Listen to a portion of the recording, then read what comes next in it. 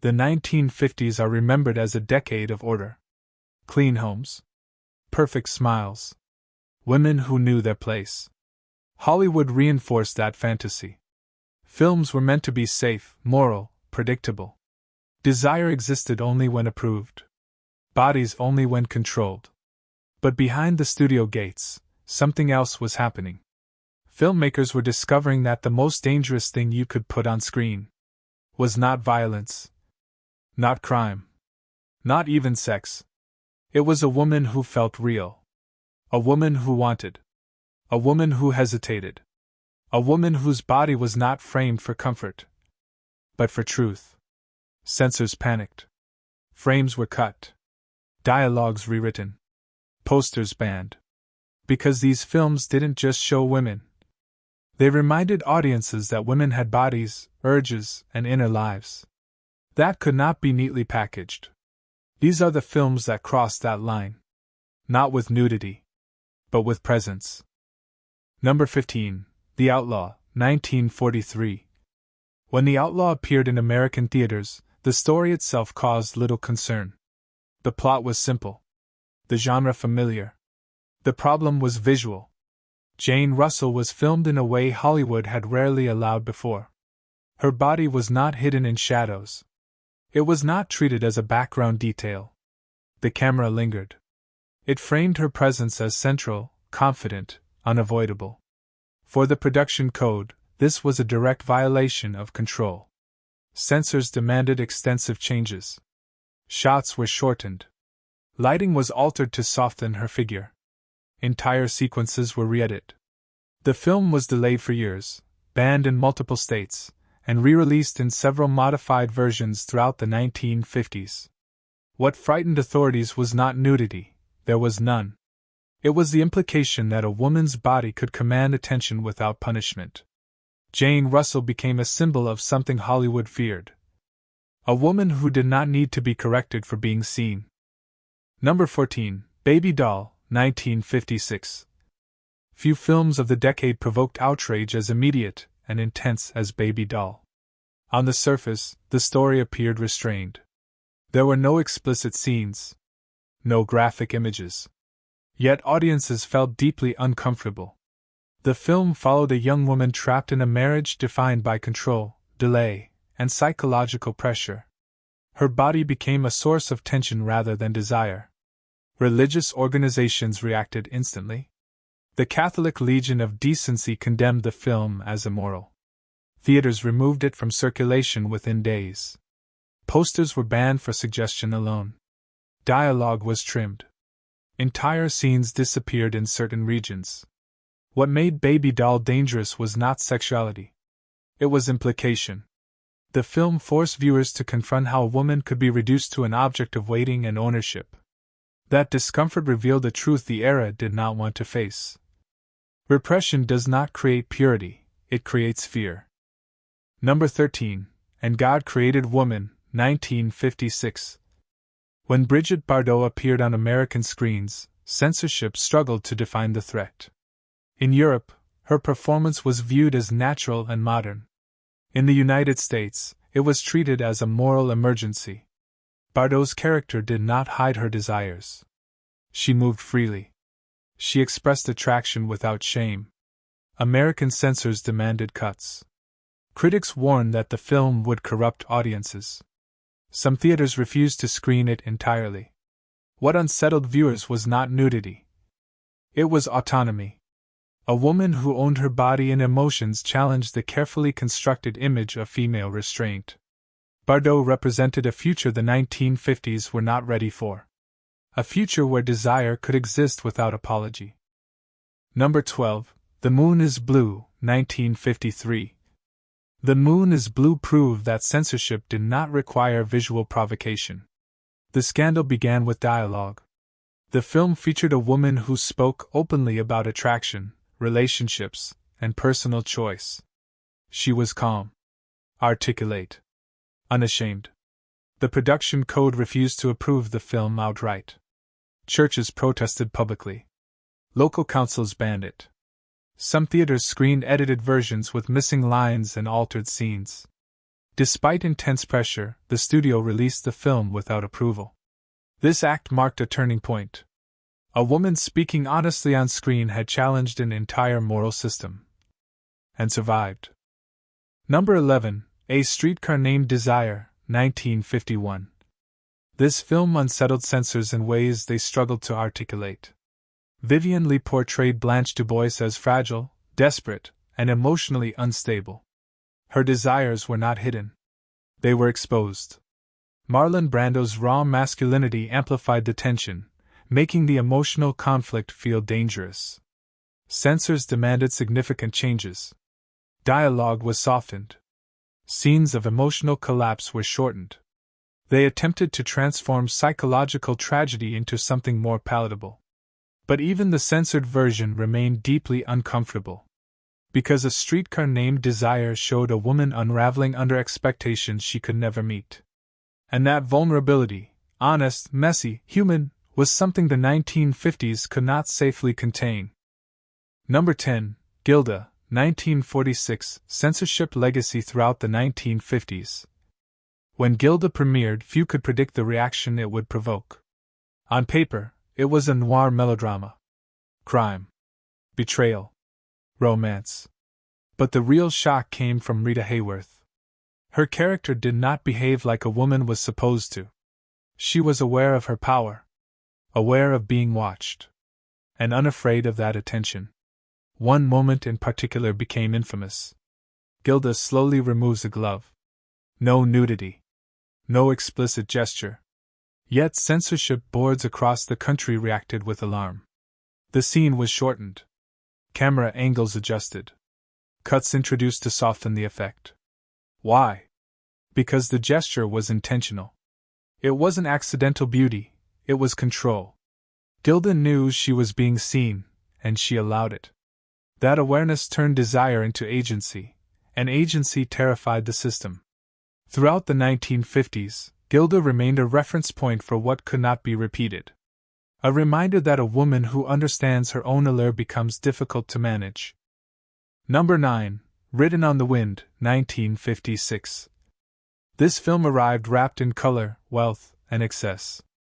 At first glance, Written on the Wind looked like a melodrama about a dysfunctional family. But beneath the surface, it exposed something deeply uncomfortable. Female frustration. The women in the film were not silent sufferers.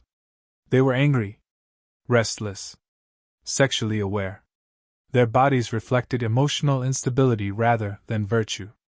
Censors struggled to articulate their objections. There were no clear violations.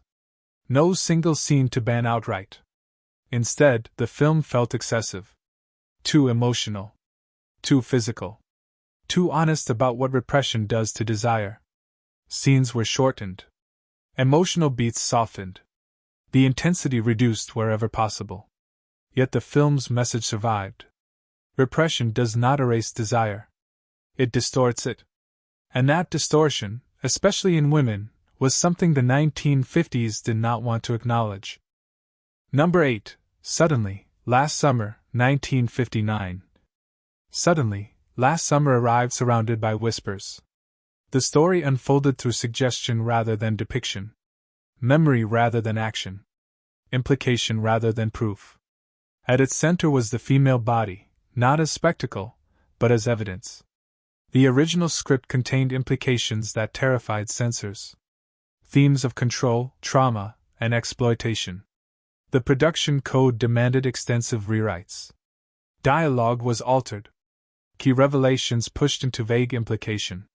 What remained still disturbed audiences. Elizabeth Taylor's character was positioned as unstable, hysterical, unreliable. But slowly, the film suggested another truth. That her madness might be a response to buried violence. This reversal was deeply threatening. Because it implied that women labeled as unstable might actually be reacting to unbearable realities. Censors attempted to bury this meaning beneath restraint. But the discomfort lingered. The horror of the film did not come from what was shown, but from what the audience was forced to imagine. Number 7, Picnic, 1955. Picnic shocked audiences with something deceptively simple. A woman dancing. Kim Novak's famous scene was filled with movement, sweat, and physical presence. Her body was alive, responsive, uncontained. For the censors, this was a problem. The dance was trimmed. Camera cuts inserted. The sequence shortened wherever possible. Why such fear? Because the moment showed pleasure without consequence. Joy without punishment. A woman inhabiting her body naturally. In the moral framework of the 1950s, that was dangerous. Female physicality was expected to serve narrative purpose. Romance, marriage, redemption. Here, it existed for itself. That independence, even for a brief moment, was enough to provoke censorship. Number 6. Cat on a Hot Tin Roof, 1958. This film is defined by what it refuses to say. Desire fills every pause. Every silence. Every glance. Elizabeth Taylor's presence dominates the screen. Her character is frustrated, isolated, emotionally starved. The original material contained themes the production code would not allow. Sexual dissatisfaction. Unspoken tensions. Emotional cruelty. Censors demanded removals and rewrites. Motivations were blurred. Dialogue softened. What remained was a film trembling with suppressed truth. The tension became almost unbearable. Because audiences could feel what was missing. Cat on a Hot Tin Roof demonstrated something censorship could not prevent. That desire, when denied expression, becomes louder, not quieter. And a woman trapped inside that silence becomes impossible to ignore. Number 5. The 7-Year Itch, 1955. At first glance, The 7-Year Itch looked harmless. A light comedy. Bright colors. Playful tone. But one image changed everything. Marilyn Monroe standing over a subway grate, her white dress lifted by the rush of air. The moment was brief. There was no nudity. No explicit intent. Yet the reaction was immediate and overwhelming. Censors demanded changes. Camera angles were altered. Shots were shortened or removed entirely in certain versions. Why such panic? Because the scene captured something rare for the era. A woman enjoying her own physicality without shame. Marilyn wasn't seducing anyone. She wasn't being punished for desire. She was laughing. That joy unsettled audiences far more than sin ever could. The image became iconic precisely because it escaped control. It suggested that female sexuality could be playful, visible, and free. Without consequence. For the 1950s, that idea was revolutionary. Number 4. East of Eden, 1955.